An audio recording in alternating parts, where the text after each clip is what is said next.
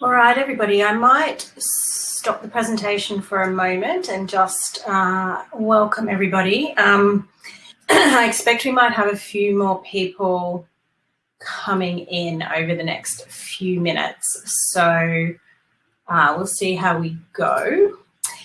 But I would just like to say good morning to everybody. My name's Helen. I'd like to welcome you to today's online workshop, Establish Your Business Values. So I'm really looking forward to getting stuck in to the details today. We've already had one great question about the difference between personal values and business values.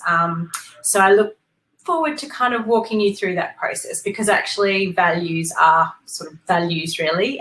So we will talk about them in both a personal and a business context. I think we might kick off. Francisco, what do you think?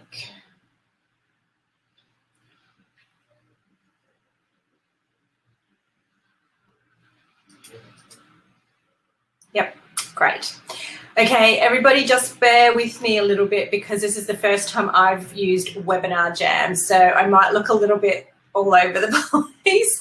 Bear with me. I believe you can hear my husband's voice from the next room. I've asked him to turn it down a little bit, so hopefully if that gets too annoying or too conflicting, do let me know. I might have to go and put him on mute. We'll see how we go. So this session today will run for approximately 90 minutes. It'll depend a little bit in terms, we've got some working sessions and some opportunity for discussion along the way, so it will kind of depend on how active everybody wants to be, but let's kick off. So I'm so happy to see people here. I really love talking about values. I'm a very values-based person. It's something that I discovered a few years ago now, and I really believe in it both for your personal and business life. Now, from where I am in Melbourne today, I acknowledge I'm hosting today's meetings from the lands of the Kulin Nation people. If you're a First Nations person with us today, I acknowledge you and all the traditional owners of the various lands on which you all work today. I pay my respects to elders past, present and emerging. So let me just put the slides up and we will kick off.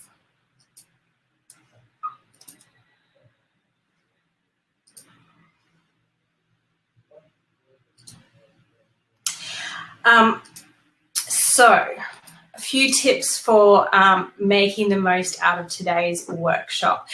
We do have 2 hours today. As I say, the content and the work that I've got at the moment, I would say it will run for about 90 minutes, but you know, I'm very happy to answer questions and we'll see how we go along the way. It might go closer to 2 hours if people have lots of questions. I would say this is a time invested in yourself today, so try to clear your space of distractions, perhaps shut down the email, pop your phone on silent. It is going to be a bit of a working session, so I'd really encourage you to grab a pen and paper, or perhaps have a document open on your screen or on your phone to take some notes. We will go straight through without any breaks, so do make sure you've got water and snacks if you need them close to hand. I am really interested to know who's here, and I can see, I think everybody's introduced themselves so far, so thank you for that. I will just have a little look through those in a moment. As we progress through today's workshop, I will pause occasionally just to check if there are any questions. We will also have some moments where I'll stop and give you some time to do some thinking, perhaps write some notes, so there's a little bit of work to do. At those moments, feel free to drop any questions or comments and I will try to address them at those times. And most of all, this is time invested in yourself, so relax, enjoy, and have fun. So Sorry, I've got to go back to the slides. I'm still working this one out. So as I'm sure you're aware, this workshop is run by the Australian Small Business Advisory Services, also known as ASBAS, their digital solutions program. So the purpose of this program is to support and assist Australian small businesses to build their digital capability. You can access a number of great things through this program. So there will be many other workshops like this one on a range of really useful and insightful topics. There is access to webinars and online materials, and there's also up to 4 hours of one-to-one mentoring with an experienced mentor at a cost of only 2 hours for $25. So these sessions provide great value to undertake a deep dive into any areas of your business you might be feeling stuck with. They can be booked online and they are subject to availability. So if you haven't done so already, please pop into the chat and introduce yourself. Let me know your name, your business, and most importantly, what you would like to get from today's session. I'm just going to pause for a moment. I'd like to have a look. Hi, Ian. I haven't said welcome to Ian. So we have Ian, swimming pool and spa retail and mobile services business. Okay, all-rounder. Ian, your question, yes, this session is recorded and you will be, it will be available in a few days' time. Rebecca Bex, hi Bex, personal petals, premium floral courier. Excellent, great. I'd love to see you guys too, if you want to just drop in. I'd love to know what you would like to get, or you know what you've come to this session for today, because that will just make sure that I can try and answer some of those questions before the end of the session. Elizabeth, hi. Vicky, hi. Photography in Footscray, that's very near me, so neighbours, hey. Great, excellent. Perfect. So as I say, drop in, let me know. Hi, Elizabeth. Okay, sustaining spirit space. Excellent. Perfect. Cool. So we will progress. As I say, I sort of have to, because I'm not 100% familiar with Webinar Jam, I will probably just feel a little bit awkward to start off with until I get the hang of it. And I'm swapping between slides and chat, so I might not always keep on top of the chat, but I will check in regularly just to see and answer any questions. Great, so let me tell you a little bit about me. My name is Helen Thomas. I am a consultant, coach and trainer.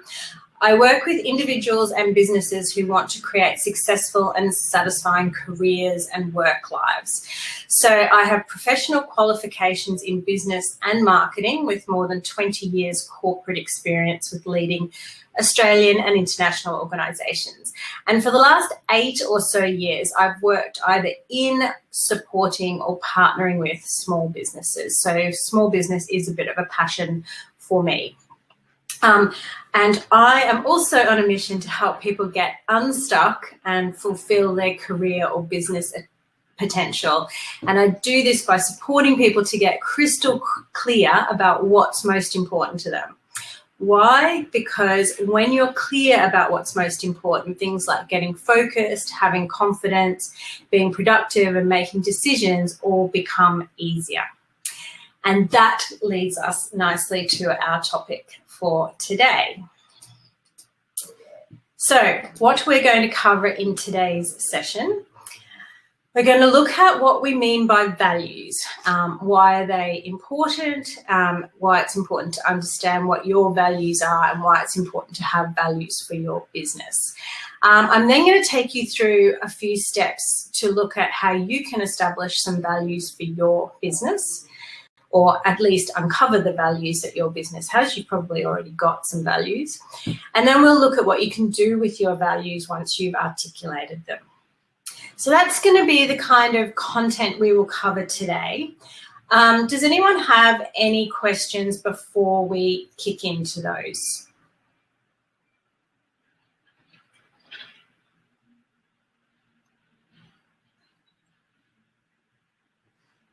No, doesn't seem so we do. Excellent. Okay, so let's get it stuck into the first part. What are values and why are they important? I'm a massive fan of quotes. So I do love this quote by the great philosopher Elvis Presley. Values are like fingerprints. So everybody has a unique set, basically. Nobody's are the same, but we leave them over everything we do.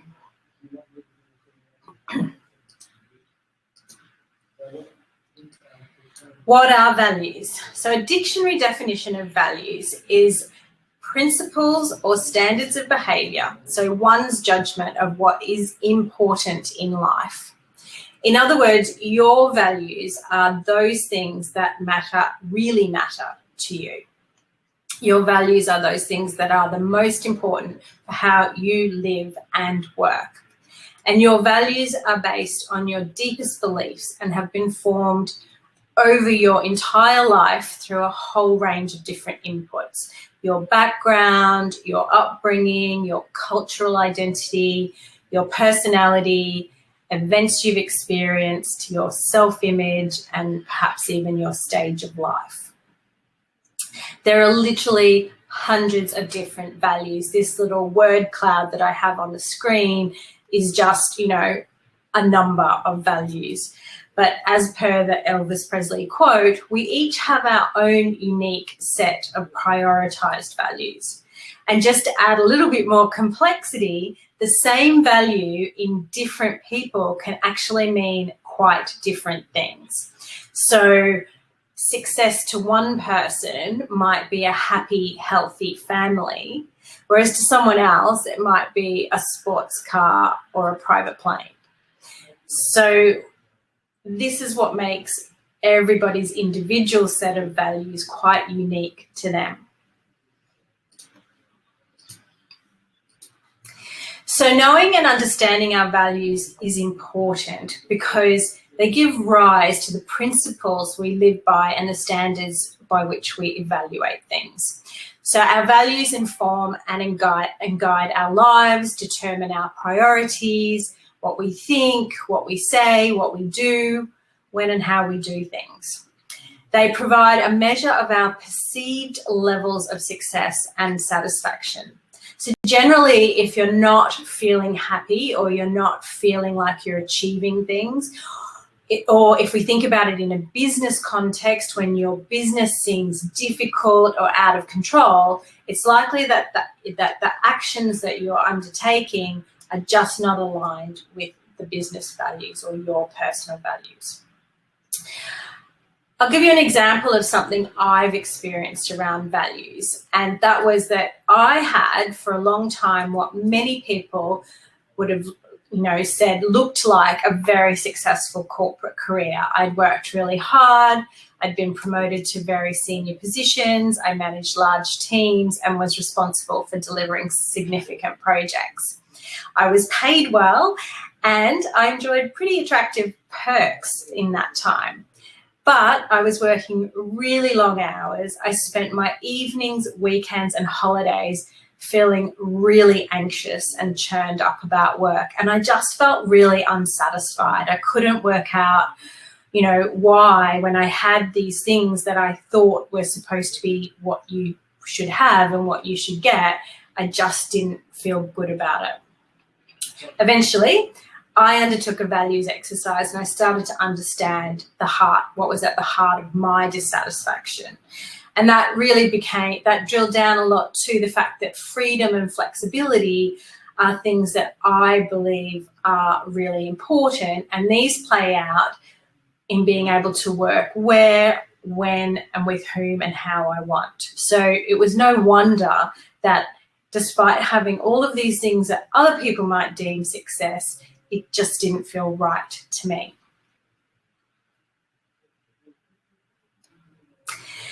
And a final point about this is that whether or not you take the time to understand your personal or business values, whether or not you recognize them, they do still exist. So I'm going to show you some examples just to show how we often will make kind of judgments about other people's values. So here are some well-known faces you may recognise. I'd like to just start with this fellow up here. I don't know if you can see my pointer or not, probably not. So David Attenborough, who's up on the top left as we're looking at the slide. I'd love for those who are playing along, if you could drop a word into the chat of what springs to mind for you when you think about David Attenborough. I'll give everybody just a second or two to have a think about that.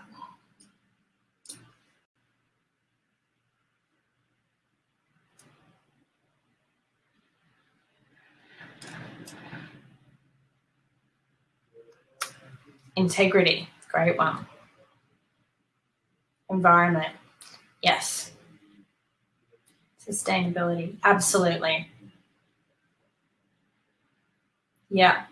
So an official description of Sir David Attenborough is that he is an English broadcaster, writer and naturalist, noted for his innovative educational television programs. And so if you know nothing else about David Attenborough other than what you've seen on TV or the description I've just read out, you've already said that the things that you think that he stands for, or the things that jump to mind for you about him, are around environment, sustainability and integrity. Other words might be around innovation and education. Now, I'm assuming, I'm hoping I'm right, you can let me know if I'm wrong, but I'm assuming none of us have ever met or had a conversation with David Attenborough. But we know from his significant body of work that we've all got a perception about him and what he values. Now, we can't be absolutely certain, you know, there's no way we could know if we're 100% correct, but I think that given he's consistently delivered more or less the same sort of messages and content and has been advocating passionately for causes, and he's now well into his 90s, he's been doing this for a really long time, I think we can be relatively confident we're pretty close when we allocate those labels or those words to him as what we think are his values. Let's move over to the right. Top right, Lisa Wilkinson. So Lisa has been an icon of the Australian media for 40 years. She started out in magazines, moved into radio and television, and she currently is a host on Channel 10's The Project. So she's been in the news over probably the last couple of months with some of her opinions and coverage. Again, I'd love for you to drop into the chat what you think Lisa Wilkinson stands for right at this point in time.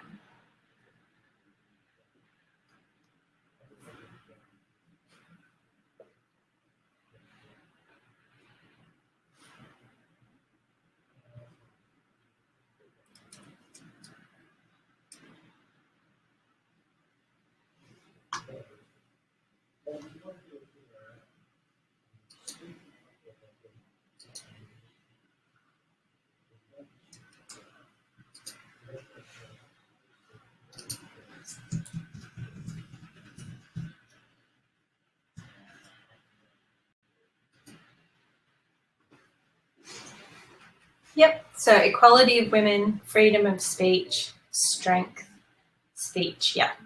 So that's exactly right. So Lisa Wilkinson has been using her platform for a lot of women's sort of advocacy over the last few weeks. And I think that, again, it just shows that with a consistency of message, we start to make judgments about who she is and what she stands for. So I'm going to move on, but I won't go through the others, but I think you can see the sense of what I mean is that even if you're not articulate or talking about what your values might be, people will make judgments about them. So even when we don't know about someone's judgments, someone's values, we will kind of think about, based on what they're saying, what they're doing, how they're behaving, how they're showing up, we will kind of think about them in a certain way. So our values are on display all the time, whether we're aware of it or not. I'm going to move on and have a little look now at a business example. Carmen's Kitchen. So Carmen's Kitchen is an Australian breakfast and snack food company. It was started by Carolyn Cresswell, I think nearly 30 years ago, I think, possibly the early 90s. And she's taken what was a really small local Melbourne business, just supplying a very small handfuls of cafes and delis, and she's turned it into this sort of global empire worth, I think, somewhere around $100 million these days. In an interview she did with Business Chicks a little while ago, a couple of years ago, or maybe last year, she explained how she made heaps of mistakes in the early days of her business because she was constantly getting distracted and she was just saying yes to everything, which is, I'm sure, something we can all relate to in terms of starting and running our businesses and trying to grow our businesses. And that things changed for her when she got really clear about what was most important to her and to her business. And so you can see, it's a little bit blurry, but you can see along the bottom the 5 core values, business values that Carmen's Kitchen has. So dedicated, sort of highlighting her passion and love for what she does. Integrity, showcasing that she's remaining authentic, true to herself and not getting caught up, as she says, in her own hype. Well-being, because she believes that to be the best business, it requires a constant focus on each individual's mental and physical health. Collaborative, creative, meaningful connections and leveraging collective talent, and that goes right through her supply chain as well. And innovation, so proactively challenging the status quo, pushing the boundaries to evolve and grow the business. And in creating these values and articulating what the business stood for, she found it much easier to focus her efforts and make better decisions. So like our personal values, our company or business values are part of a business's DNA. They define what the company stands for, highlighting an expected or idealized set of behaviors and skills. If you don't proactively own and manage your business values, guess what? Other people are going to do it for you. So I'd like to just stop for a second and give you all a moment to have a think about your business. So if you were to think about your business through the eyes of a stranger, let's assume this stranger is your ideal or target customer, the exact person that you have set up your business to solve problems for.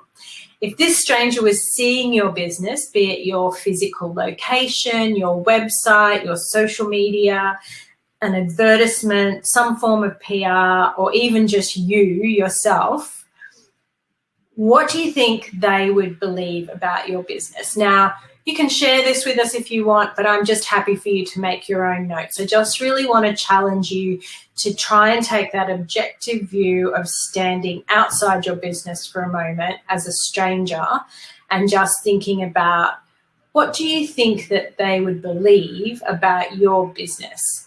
And then when they walk away from that moment, how are they likely to describe your business to someone else?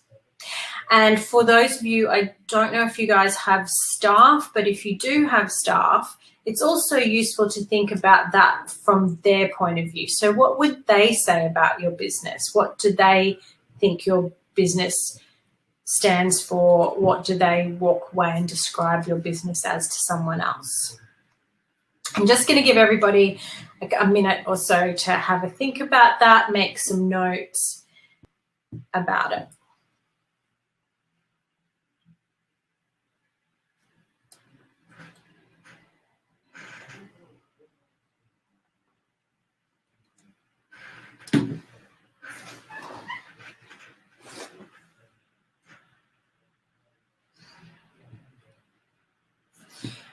And then I'd be really interested to know if you have any insights from thinking about these questions. You can drop it into the chat if you have. If you've got any questions, please let me know. But I'm interested to know if you find it difficult, because that is something that is hard to do, right? It's hard to actually be objective about something that is our own labour of love, our business.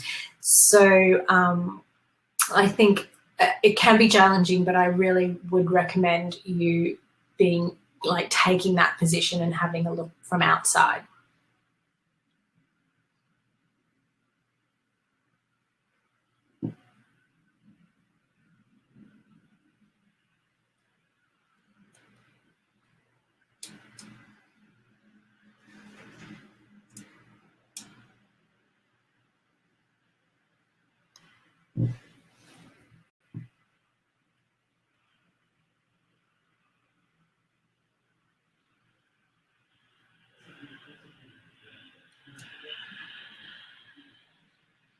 Yeah. So I guess Elizabeth, Elizabeth said trustworthy, creative, astute. I think so. The point, I guess, will be, and we'll talk about this a bit more when we come to establishing, what you want as values for your business. I think, it's about saying, well, what would people already be saying about you? And then at some point, what we want to do is just make sure there's no gap between what they're saying about you and the values that you actually want and hold for your business. Does that make sense? I hope that makes sense. Ian, I only know what I would like to believe rather than have any real insight into what our customers think. Note to self is to find out. Yeah, Ian, I really recommend trying to take that objective view, and we'll talk a little bit more about it as we come through the steps of actually establishing your values, because one of the first hurdles is about creating values or things to believe that you think you should be doing as opposed to what you actually need to do. Great. Does anybody else have any other thoughts about this sort of? I've pushed you a little bit at this point just to take this objective view, but we will talk a bit more as we go through the steps. So, next slide.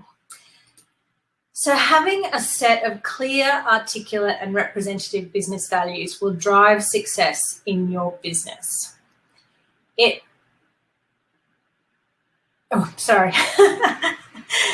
will drive, next slide, will drive success. First of all, I want to just talk about why it's important for our businesses to have values.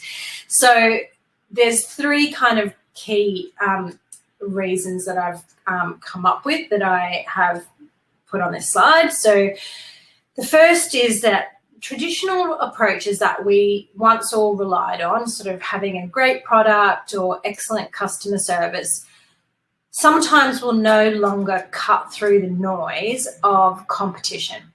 So to stand apart from competitors, our businesses need to have their own character or identity.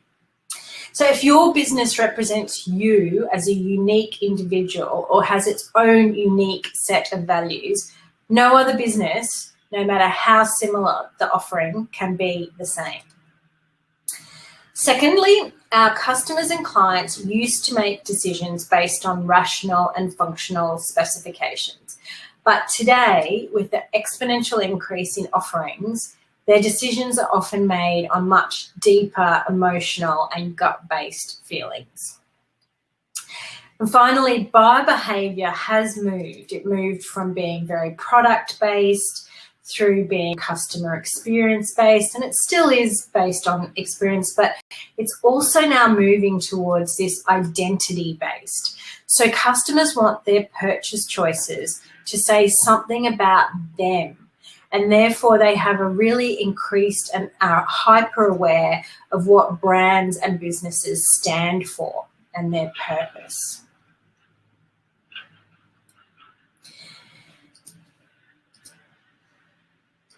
So, how can having a set of articulated business values drive success? It will help you and your employees, if you have them, make the right decisions for your business, because it gives you like a compass point, I guess, to turn towards.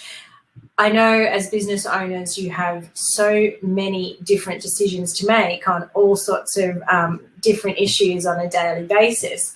And sometimes, especially when you run a business alone, it can be like, am I making the right decision? How will I know if this is the right decision? So having a set of values that you truly believe in and that are important for you and for your business really helps with this. You can ask yourself, does this support our values? Will this progress me towards my values, or does it actually move me away from my values? It helps in terms of your marketing and communication. So it means all your communications can be tailored to put your values messages consistently out into the world. It basically gives you a framework for your messaging. It can directly, if you do have employees or if you're planning to have employees in the future, it can impact your employee motivation and engagement. Because when your employees understand what your business stands for, a lot of extensive research has shown that their motivation, their engagement, and ultimately their retention, so keeping them on, increases. It ensures that customers and clients and potential customers and clients understand exactly what your company stands for. There's no ambiguity.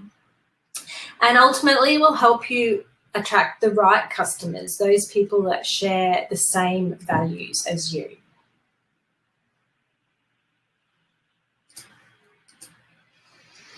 So consciously identifying and applying your business values will impact and influence your brand identity, so who you are, what you stand for, and what you're known for, your business purpose, why your business exists and what problem it solves for your customers, sustainable performance. When you're clear about who you are and what you stand for, you make it easier to attract the right customers, so your business therefore becomes sustainable.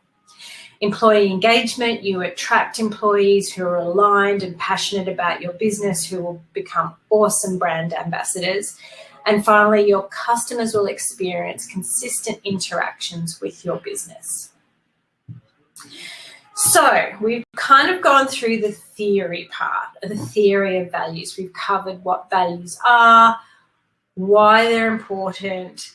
We know that whether or not we consciously identify, own, and manage our values or our business's values, our values still exist and they will be imposed upon us. We've covered why it's beneficial for your business to have values, how having business values can set your business up for success, and finally, how values can impact and be applied to a range of different aspects in your business.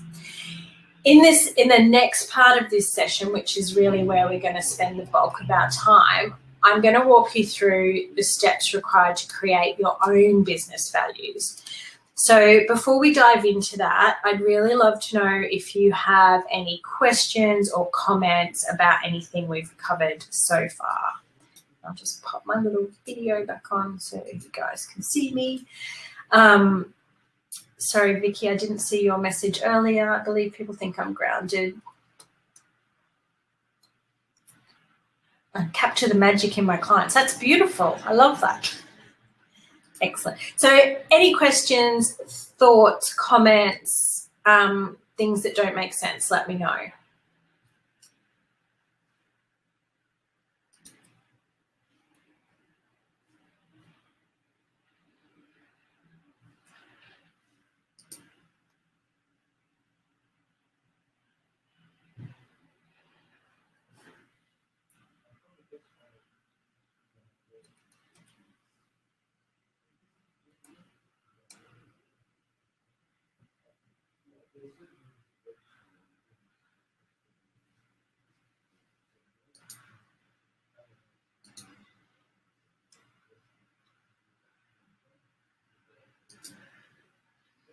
No questions at this stage.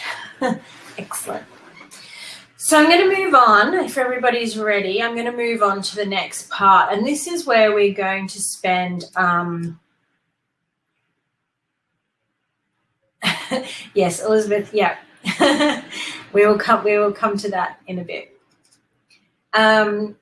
I am now going to take you through sort of a 4-step process of creating your own business values. Now, the plan is that I will stop occasionally and give you time to do a little bit of kind of your own brainstorming and thinking as we go. But I will ask, you know, if you feel like it's a bit too much time or not enough time, just give me a heads up in the chat and just let me know. Just going to turn this off again for the moment. Great.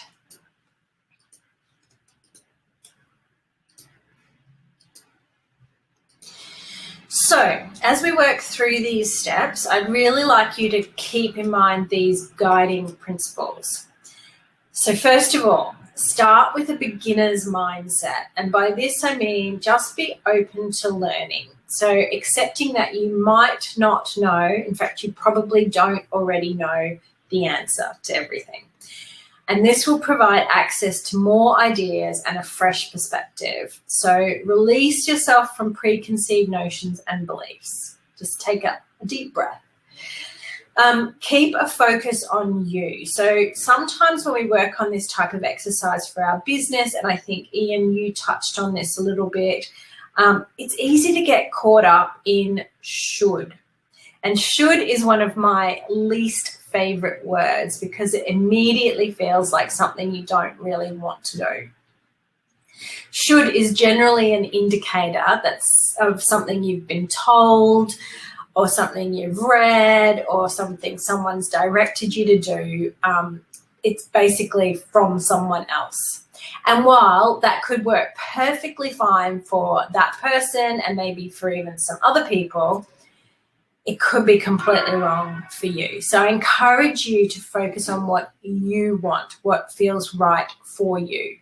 And for instance, if we think back to the Carolyn Creswell Carmen's Kitchen example, her focus of her values on dedication, integrity, well-being, collaboration, innovation has meant she's built her business in a very specific way. She's focused on developing a handful of high-quality products rather than a very extensive range. And she's retained, I think she still retains 100% ownership of her business rather than diluting it with investors and shareholders. And she's committed to sourcing the very best ingredients and creating value right throughout her value chain, her supply chain, rather than like focusing on driving costs and getting increased profits. So based on those values that she has, she's taken very specific actions for the way she's built her business. So I do encourage you, the minute you start thinking, well, I should be doing this or I should be doing that, is a little clue to yourself that perhaps that might not be exactly what you want. I would also say trust the process. So the first time you undertake a process like this, it might feel a bit contrived. Some of you may have done the same sort of process previously with personal values, and it's a bit the same. Like the first time you do it, it can feel a little bit, I'm not sure. You might not nail it the first time you do it, and that's okay. You might want to evolve it and adapt it and change your values over time, and that's okay as well. Consider your current situation, but also think a little bit about your future aspirations. So we're not talking about throwing the baby out with the bathwater and starting everything from scratch. I'd really encourage you to think about where your business is today and also think a little bit about where you'd like to be in the future and think how your values can help progress you to that. And then finally, the thing to do is to really tune out all those voices that start popping up in your head or elsewhere, offering you opinions, expectations, judgments. It's just time to tune them out for the moment. Right, I'm going to just share as a little bit of inspiration for you guys, but as we move through the steps, I just wanted to share with you these two examples of companies who entered reasonably traditional markets but decided to set themselves apart with their own unique set of values. So hopefully you at least have heard of both of these. They're both Australian companies. So Vino Mofo, they entered a crowded wine sales market in, I think, about 10 years ago, 2010, 2011. It was launched by two brothers-in-law who basically loved wine, but were a bit fed up of like hoity-toity wine connoisseurs. So they wanted to build the kind of place they wanted to buy wine from and to create a community of wine lovers. So in terms of their values, they realised that wine held stories of history and culture and science, but they didn't want it to be intimidating. They wanted to bring together those who love wine and food and adventure and create a community of stories. So rather than focusing on mass-produced, homogenised wines, they wanted to support smaller winemakers to grow and sustain their businesses and keep making good wines. And finally, as lovers of wines, they know that wine is fun. So their business and their customers, if they're not having fun, then they're not doing the right thing and it's not working for them. So that comes down to the three kind of core values that they hold as a business: creating a community, a tribe with this love for wine, food and adventure. They wanted to be proud of what they do by supporting and creating sustainable, smaller wine makers. And obviously they wanted to have fun. The other one is Canva. So I suspect as business owners, most of you will be familiar with Canva. In a similar vein, Canva's co-founder, Melanie Perkins, was looking for a way for her peers, who were uni students at the time, to make high-quality graphic designs themselves in a platform that was easier than Photoshop and some of the other online design programs. So they really took on massive tech giants like Microsoft and Adobe. And ultimately, they've done really, really well. And they have a set of values that drove and continues to drive all their decisions and make them unique in this space. But I suspect it would have taken a lot of courage of their conviction to stick by these values, particularly in the early days when they were still quite small and growing. So their values are being a force for good, making the world a better place, empowering others to achieve their goals, pursuing excellence, being a good human, being open, honest and constructive, making complex things simple, and setting big goals and prioritising and hustling to execute. And I think for people who, if you have had any interactions with a company like Canva or Vino Mofo, you could agree that these companies very much live by these values. Does anyone have any comments or thoughts about these examples before we move on?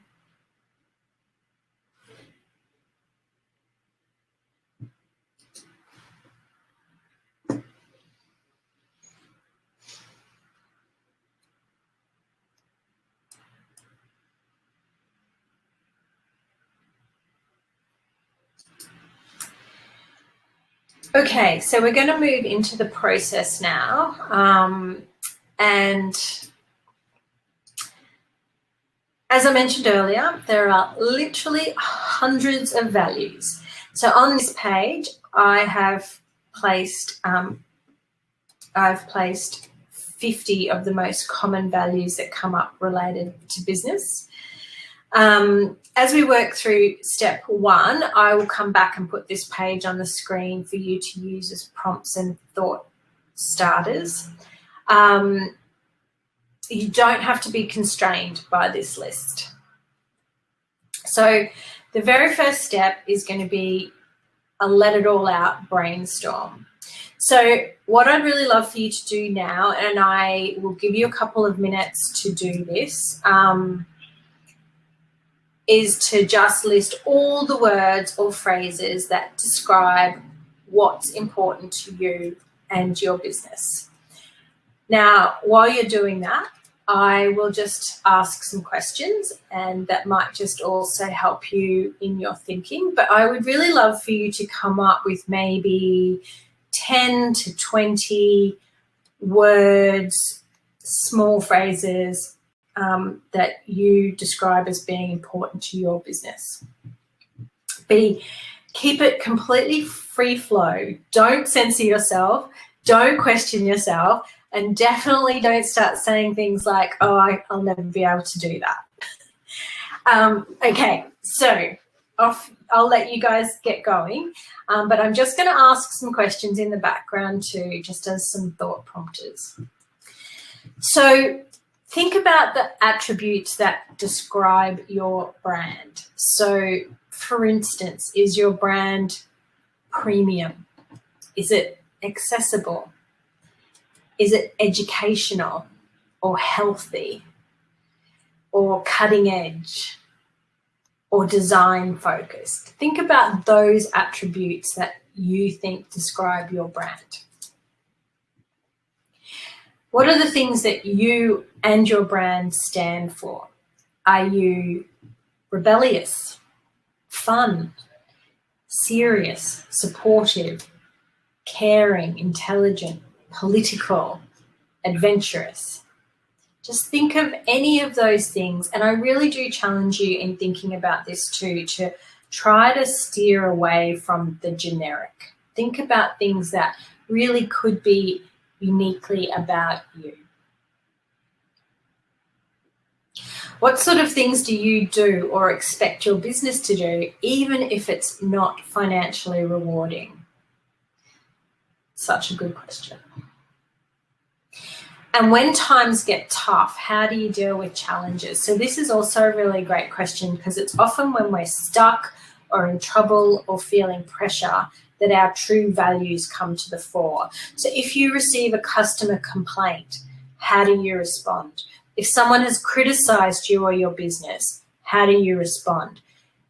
You know, there's awesome examples of people who just have really funny comebacks. But if you're not a funny or humorous person, maybe you respond with care and compassion or generosity. Or maybe you just don't, engage, and you tune out those people because they're probably not your target customer anyway. So just have a think about when the pressures are on, when there's a challenge, how do you respond in those situations? What are the key reasons your ideal customers would choose you over others? And I think thinking about the Vinomofo example, why would their ideal customers choose them? Perhaps because they get intimidated by proper wine shops. Perhaps because they like talking about wine in a fun way. Or perhaps because they just like to get no-nonsense advice from like-minded peers. And how does that translate for you in your business? What is it about you that sets you apart from your competition? If someone was to join your business, or if you already regularly hire staff, what qualities do you look for in other people? So do you want them to be hardworking, or results-oriented, or caring, or compassionate, or adventurous? And what do you, your staff, your customers admire about your business? What sort of feedback do you regularly receive?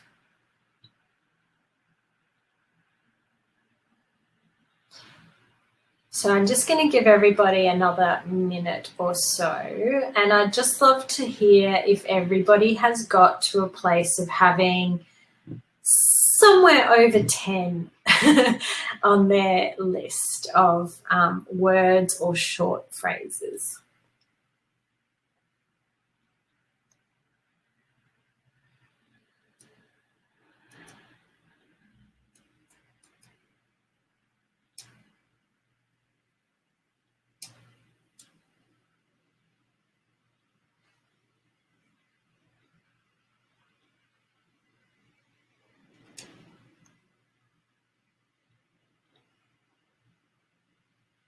Elizabeth, 27. Well done. Excellent.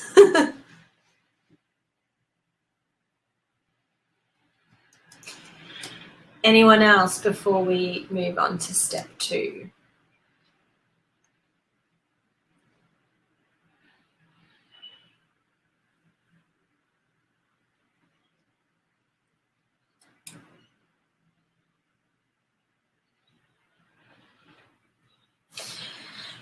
Okay, so the next step is to, oh, Rebecca, 30, well done.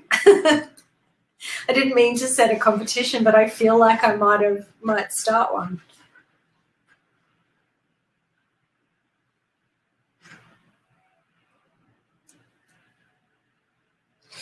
So the next step that we go through is to start to reduce the noise. So it's really then becomes about chunking things like items together, and then also to prioritize them.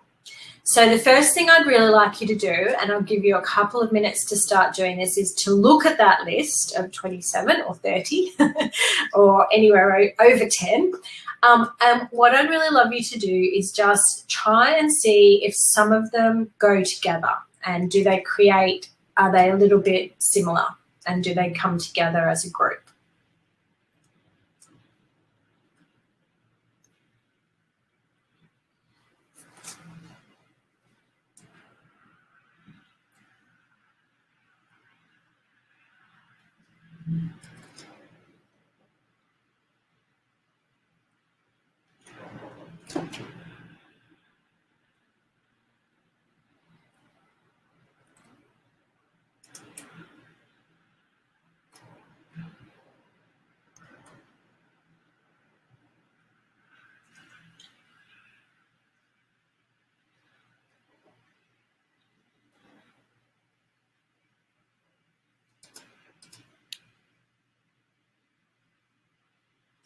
And then as you start to bring together those groups, the thing to then do is to see if you can identify a central theme for each group. So perhaps you have words that all come together, something like quality, precision, details, and perhaps you might say, well, the theme around that is integrity, or perhaps it's processes, or, have a think about what is the theme for each of your groups of words.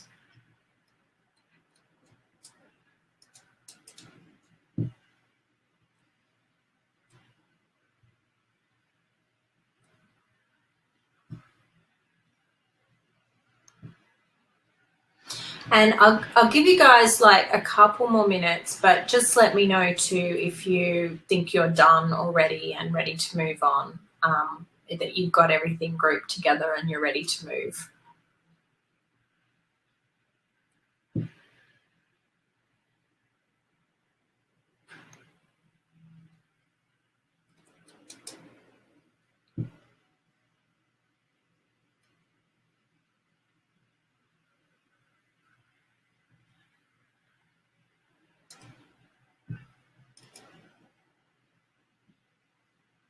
No problem, Elizabeth. I'll give you a little bit more time.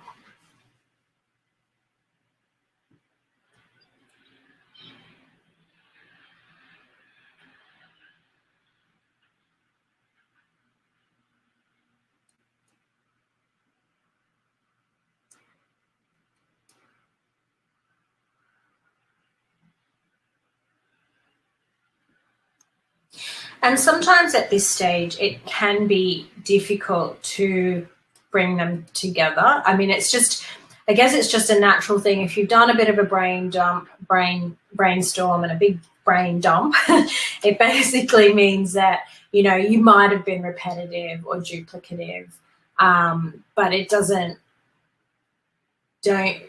have to be, you don't have to group them, but I'm just suggesting that you try and do that. So Rebecca says, I've come up with premium, loyal, careful, trustworthy, solutions focused.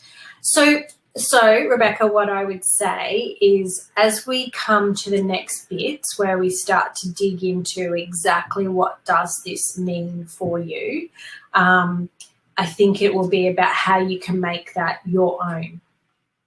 So we will talk about that a little bit more. But I would really encourage, is there anything just about you as a person that brings something really unique to what you do that could be different from somebody else? Is there something you love that, you know, you might talk about or you share with people that you don't even think about, but that you talk about? So I would just start thinking about some of those sorts of things. Yep, Vicky, love it.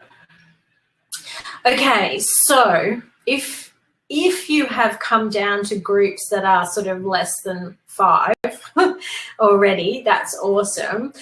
Because the next step in the process would be around prioritizing, right? So if you've got a massive list of like 20 or 30 and then you group them together and you've still got 10 groups, the exercise that I would normally take people through next is we say, right, we're going to take all of these groups on a little road trip, but we're only getting a very small car. So you can only choose up to 5 to go in the car. And those 5 are the ones that are most important to you. So if you've already got 5 or less, that's awesome. If you have more than 5, I would encourage you now to think about which ones, they might still be important to you, but they're not as important as some of the others. And the other thing I would often say about this in terms of trying to choose, because it can be really hard, like we actually all hold large numbers of values. But there are some that are more important to us than anything else. So it would be, how would you feel if you couldn't have that?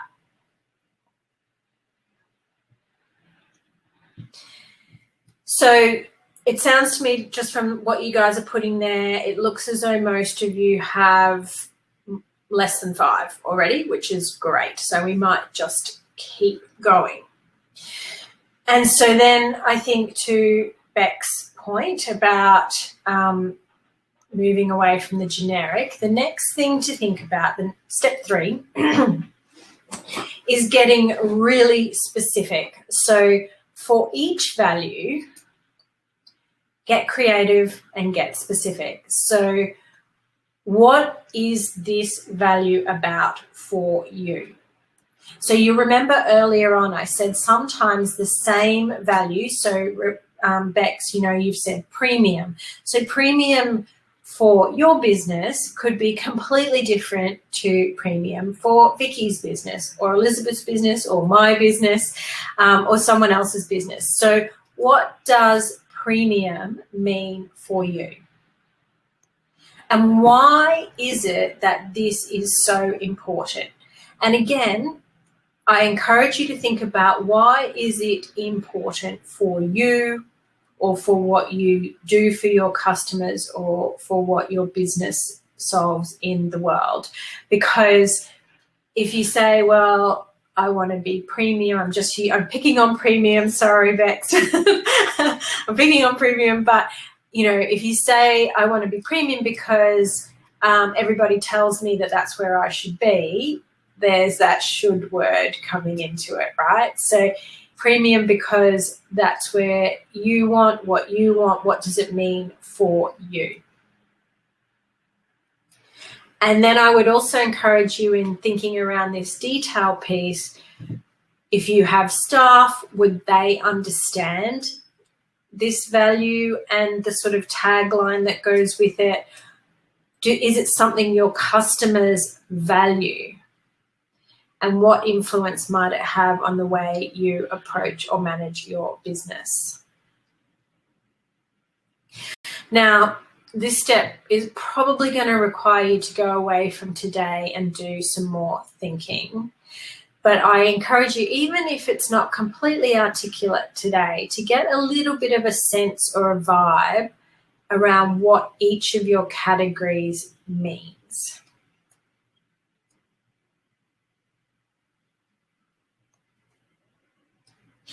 And if anyone is willing, I would love to hear if anyone would like to share with me a value statement they've come up with. So this is A little along the lines of, as we saw earlier with some of the other examples around Vino, Mofo, and Carmen, and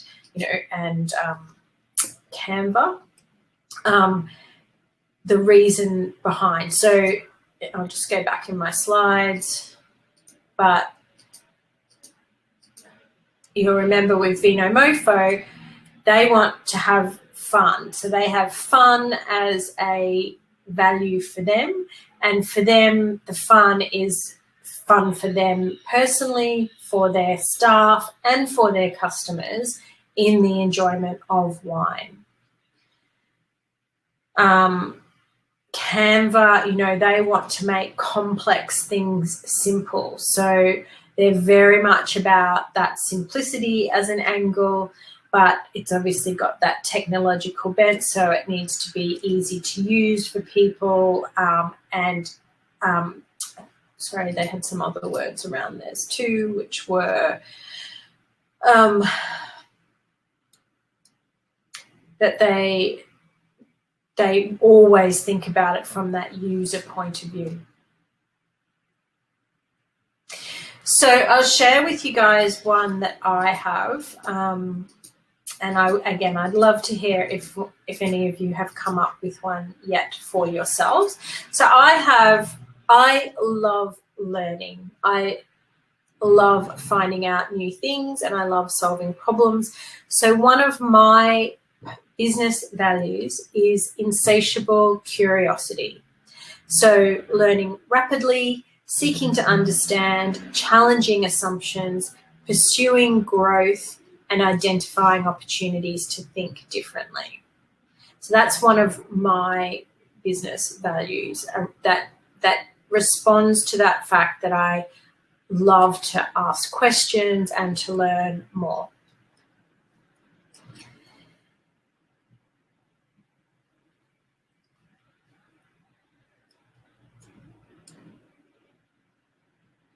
Do we have anybody who's come up with anything that they'd like to share? Or also, just if you've got a question around this is kind of where, things start to get a little bit more challenging, I guess. So let me know if you've got any questions or comments at this stage.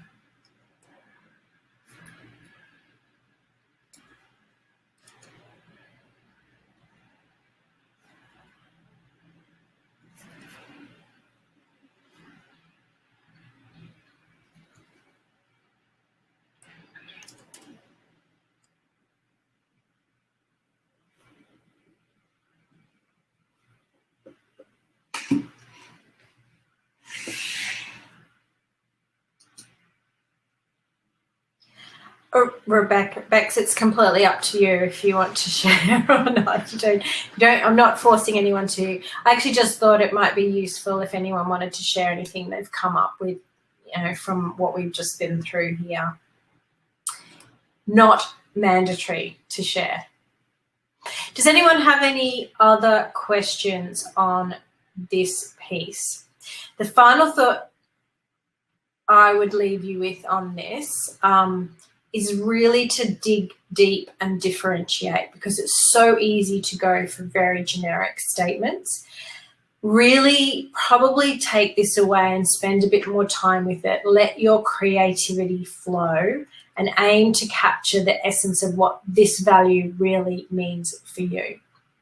So Bex, you got to be the most efficient courier service for delivering delicate items across Southeast Melbourne, to hand deliver items for events on time, in perfect condition, minimizing stress and providing superior assistance with the setup.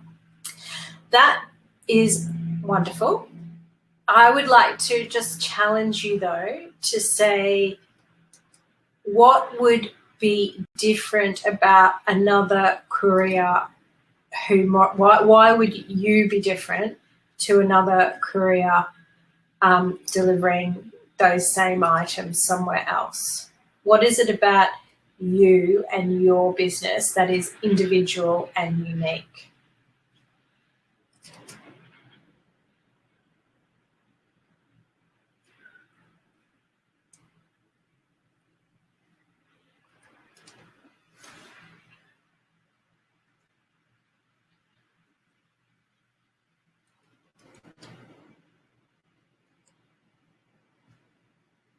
Has anybody got any other?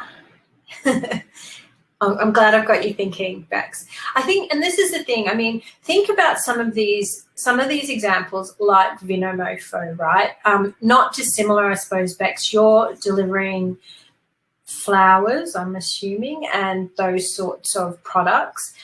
I mean, they're in the wine business, so they're both quite competitive, already reasonably established markets. How can you be a little bit different that reflects who you are? Because when you do that, nobody else can copy it, right? Because they're not you. So Vicky, understanding your vision and empowering you to bring it to life. I love it. I do love it, but I also would love to know who Vicky is behind that. Why Vicky? Elizabeth, individual and unique is the trick. Seems that what I would be suitable in any spiritual directed generic. Yeah, and I think, Elizabeth, it's a little bit about who you are. Like, what do people get when they speak to you or when they spend time with you?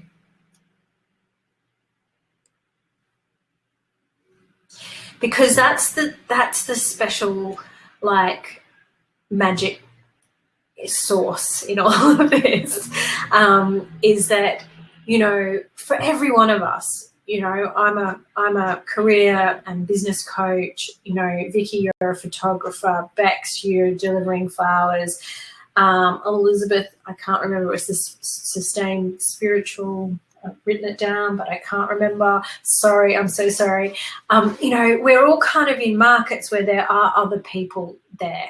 So what makes you different? I mean, if you think about it again, going back to maybe the Lisa Wilkinson example as well, you know, Lisa Wilkinson is very much setting herself apart at the moment by having her advocacy of women and the way women have been treated, you know, in the workplace, etc. So I think it's about, you know, what is it that you're passionate about, that you really value, that's super important to you, that you would talk about or think about or spend endless hours on, even if you never got paid for it, because that's what makes you unique.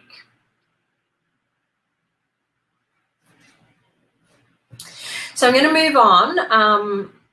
The fourth step in this process is to test drive your values. So once you have those 3 to 5 core business values with your value and your tagline, it's time, like we do in so many things in a new business, to take them out for a spin and a bit of a road test, just to see if they really fit and if they work. So again, this one is probably one you're going to need to take away and think about.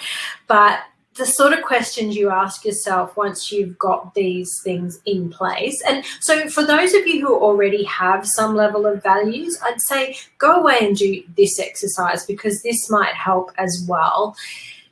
When you have a difficult decision to make, will these help?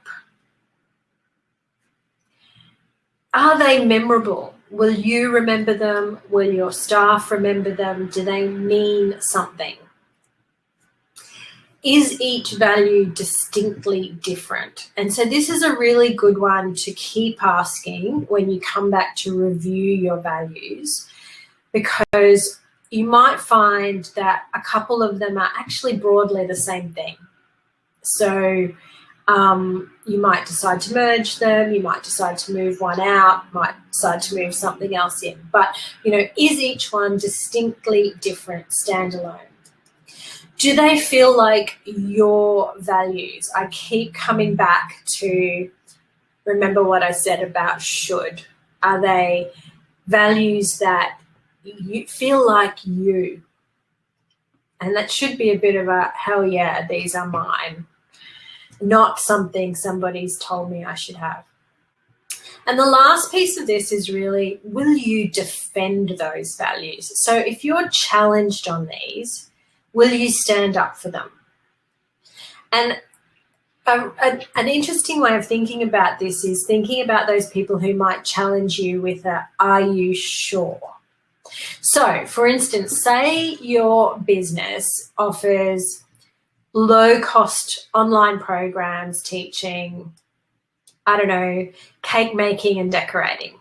And again, something that there are probably heaps of people out there that do cake making and decorating, but you do it because you believe passionately that all mums with young children should not be subjected to birthday cake shame at their kids' birthday parties. Not something I've suffered from, but maybe. So they should have, therefore you want them to have easy access to the information that they need to help them to do it themselves. So that's your business, right? And that's why you have your business. That's your values. That's what you're focused on. Then one day, some big company comes along, they've seen all your beautiful cakes on Instagram, and they say, you know what, we do events and we want you to supply cakes for our events. Now, it might sound like the most exciting and potentially lucrative offer. But if you are steadfast and vigilant about your values, and remember your values are that you are passionate about saving mums from cake shame, you might choose to say no to this really lucrative offer. And the reason you say no is because it is taking you away from the values of your business. And sure as hell, someone is going to come back and say, are you sure? The events business might do it. Your peers and partners might do it. Your friends and family might do it. So this comes back to this point. Can and will you defend your values? It's a really critical point to think about. So when your values are challenged, will you defend them? So congratulations, you are on your way to having a very draft set of unique and specific values for your business. Now, I understand this has been a fairly whistle-stop tour through those 4 key steps to establishing your own business values. And before we move on to the very final section of today's workshop, I will just check in again. Does anybody have any questions or any comments or anything else that they would like to say or ask about the 4 steps that we have just worked through? I will put my little video on so you can see me. Let me know.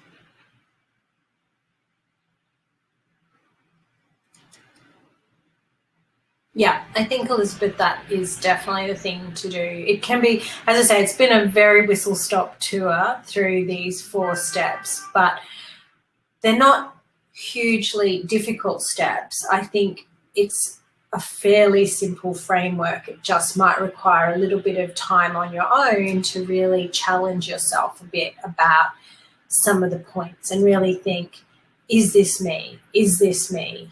Is this me?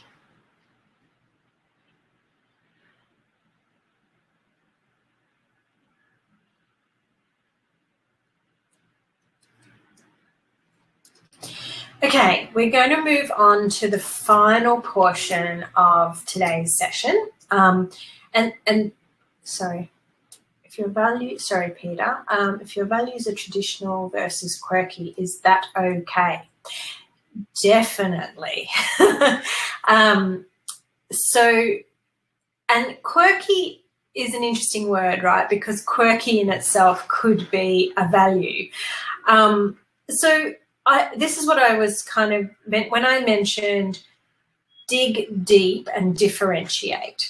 So you're kind of looking for ways that set you apart from others who may be very much like you.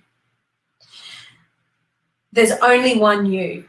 So if you set things up to be a little bit, and the word, to be a little bit quirky, or perhaps I should just say to be a little bit more you, nobody can compete with that, right? Because nobody else is you.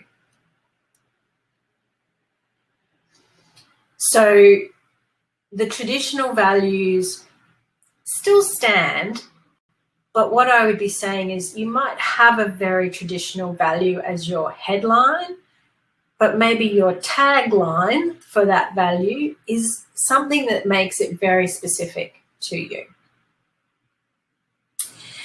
All right, so putting your values to work in your business.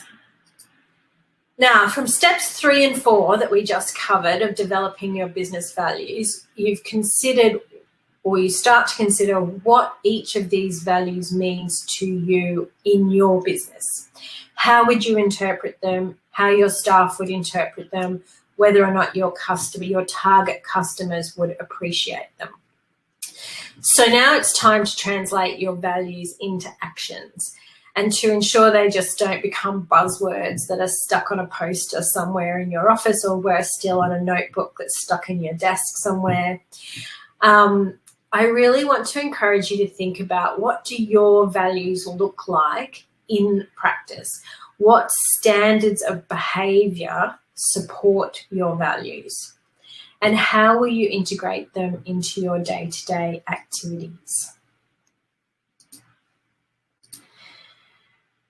So, and this may require another brainstorm for you guys to take away and think about yourselves, but I would encourage you to think about all the different aspects of your business and how you might apply your values as sort of stated standards or principles in these areas. So you might think about, how does it play out in your behaviour at work, or when you meet with people or talk to people? Are your values on display at all times? Do you talk passionately about the things? Oh, sorry, Elizabeth. I'll go back, previous slide. Translating your value. I'll just leave that there for a minute while I talk about this piece, because I will talk a bit. Think about how you will model your behaviours. So again, I take you back to thinking about those personalities that I showed earlier, the brands that we talked about. So when you see these people pop up, do they consistently reference the same sort of things over and over again? So they're always communicating, they're always behaving in a certain way that aligns with their values. Communication and marketing messages. So I think, Elizabeth, did you ask about this earlier? Or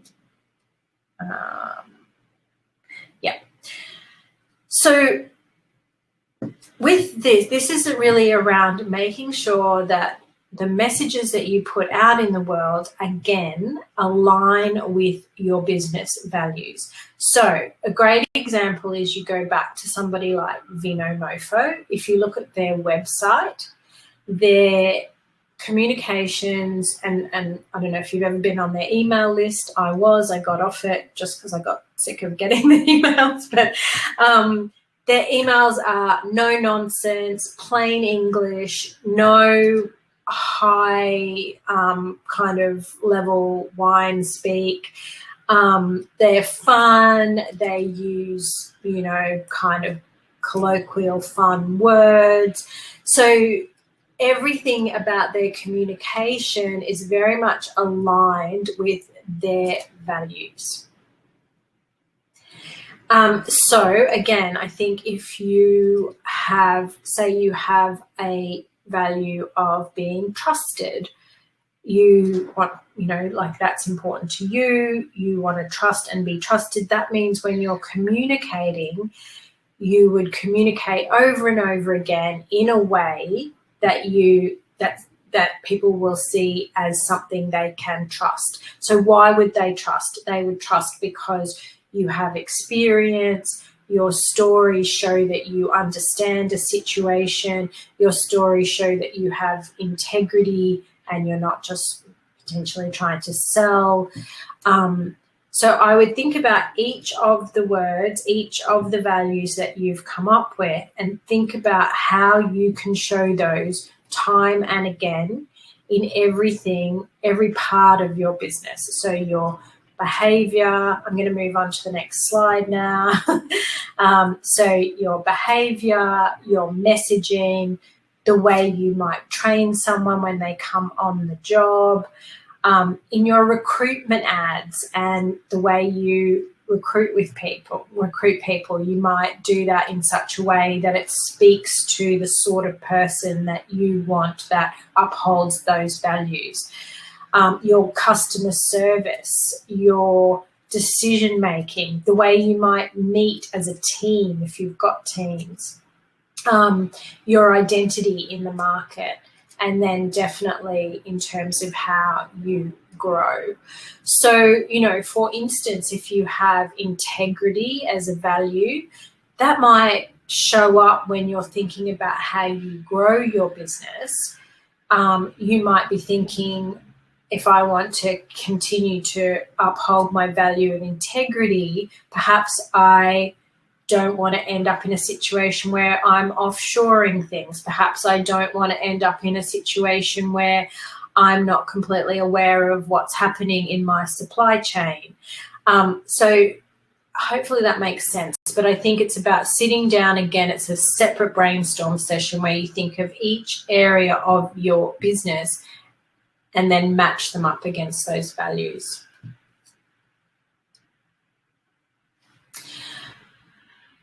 So my one big word of warning as we start to wrap up today is establishing your business values is not a set and forget exercise. You should schedule in time. I would recommend at least once a year, but maybe when you're first dealing with values, you might want to do it every half year to review, test, and reset your values if necessary. Times change, businesses change, your business might change, the people in your business might change, you know, so your values should change and evolve as well. To get the best and the most from developing your business values, you do need to remain conscious of and vigilant in upholding them. So otherwise you risk creating this values gap, and the values gap is the difference between your stated values and the lived experience of either your employees or your customers or both. So I think a lot of us can probably think of, you know, large corporates who, you know, I think I was looking at Nike the other day when I was preparing for this, and Nike have a whole value around their kind of diversity and inclusion and sustainability of businesses, and yet we know Nike has been one of the worst in the past in terms of, you know, human slave labour and things like that in Asia. So I think they've started to progress out of that, and perhaps that's why they have a value that might be more aspirational. But, you know, you can end up in a problematic place where you have this values gap. And you might remember early on, I also said that when things feel difficult or like they're just not quite gelling in your business, it's really useful to kind of question this, because sometimes it might be that your actions are just not aligned with your values. So, and the other thing too, again, just a reminder from earlier on, that when we don't consistently act on our values and things kind of get a bit unsteady, then that starts to give other people an opportunity to make up their own mind.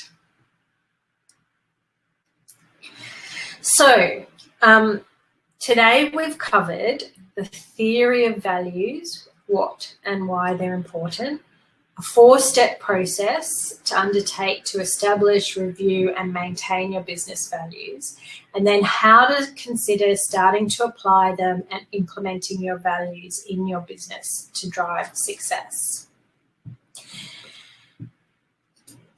So, as we finish up today, I would like to know from you, how will you use your values to make better decisions and drive success in your business?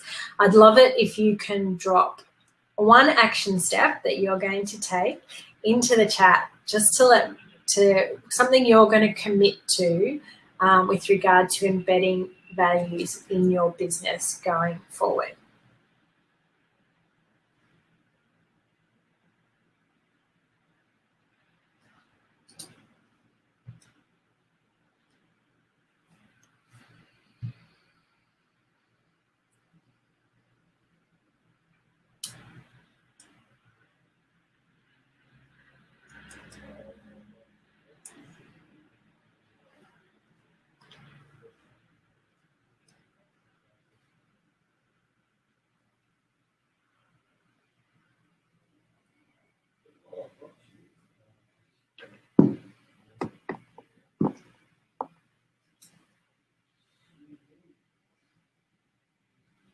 Yep.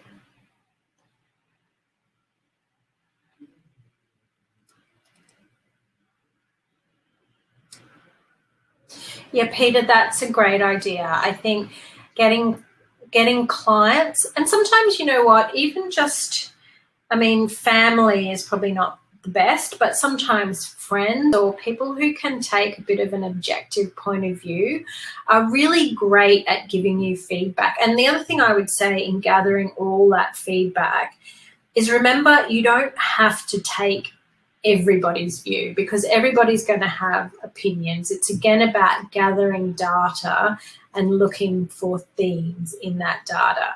So, you know, you might ask 10 people what they think, and, you know, maybe 5 or 6 of them might have a common thread, and a few of them might be completely wacky off the wall, and you might just kind of go, well, you know, that's not, they're probably not the person that I'm trying to serve anyway. So I definitely recommend getting out there, asking people, you know, to give you feedback. What do they believe about your business?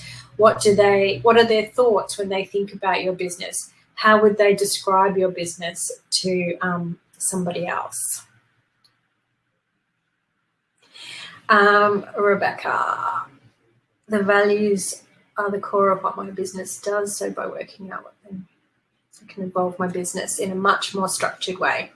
Yeah, I would really encourage you in particular, because I'm thinking about the flowers, the floristry, the delivery, etc. It is a crowded marketplace, and I think it's really just thinking about, how do you make yours more Bex? That's what I would suggest. Vicky, same as Peter, I'm going to hold a poll on my Instagram. I'd like to solidify my values and mission statements. Yeah, great. I think getting getting that feedback from people is awesome. Just remember though too, it is about you. So it is always going to have to be about what you're there for. And sometimes it's also, you know, some of you will have come across, I'm sure, the Simon Sinek stuff around your why. Sometimes coming back to that, like, why is your business, why are you in business? Like, what problem does your business solve for other people? What is it you are trying to solve in the world? Because sometimes coming back to that point too can be very helpful for just reminding you what's important to you. Elizabeth, I'm currently doing outcomes conversations with people I see and getting interesting feedback. Yep, awesome. I also like to create empowering content for my women in biz audience. Yep.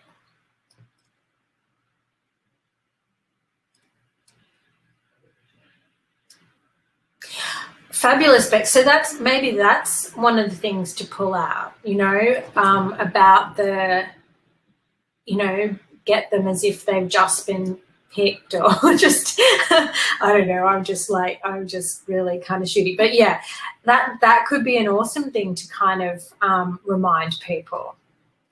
Not criticizing your competitors, but talking about how your stuff arrives so fresh they think it had just come in from the garden, or, you know, it's something like that reliability piece. Yeah, that's awesome.